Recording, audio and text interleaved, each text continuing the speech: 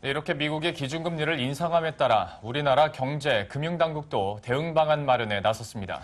정부는 상시 모니터링을 통해 불안 요인을 미리 대비하는 등 시장 안정 조치를 강화하면서 또 서민 등 취약계층에 대한 대책도 마련하기로 했습니다. 이재경 기자가 보도합니다. 정부가 오늘 새벽 단행된 미국의 금리 인상에 따른 긴급 대응 방안 마련에 나섰습니다. 황교안 대통령 권한대행은 국정현안 관계장관회의를 열고 금융과 외환시장에 대한 리스크 관리를 강화하고 필요시 적극적인 시장 안정화 조치를 취해달라고 주문했습니다.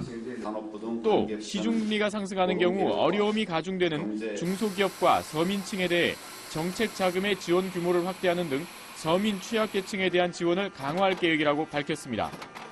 기획재정부, 금융위원회, 한국은행 등이 모인 거시경제금융회의에서도 가계와 기업 부문의 불안 요인에 대한 대응을 우선으로 꼽았습니다.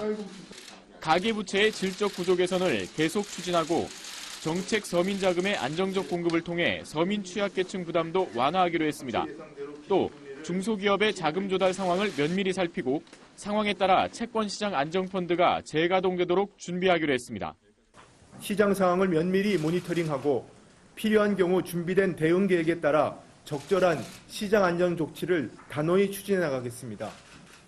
정은보 금융위 부위원장도 오후에 열린 비상금융상황 대응회의에서 산업은행의 5천억 원 규모의 회사채 인수지원 프로그램을 내년 2월로 앞당겨 시행하겠다며 산은과 기은의 대출과 투자, 신기보의 보증, 서민 정책자금, 주택금융공사의 정책 모기지 등도 올해보다 대폭 확대할 것이라고 밝혔습니다. 가장 우려되는 부분은 이미 1,300조 원을 돌파한 가계부채입니다. KDI는 금리가 1%포인트 상승하면 가계의 평균 원리금 상환액은 1,140만 원에서 1,300만 원으로 14% 늘어날 것으로 추정하기도 했습니다. 시중 금리 상승에 따라 우리나라 경제 각 부문이 받을 충격을 얼마나 최소화하느냐가 관건입니다.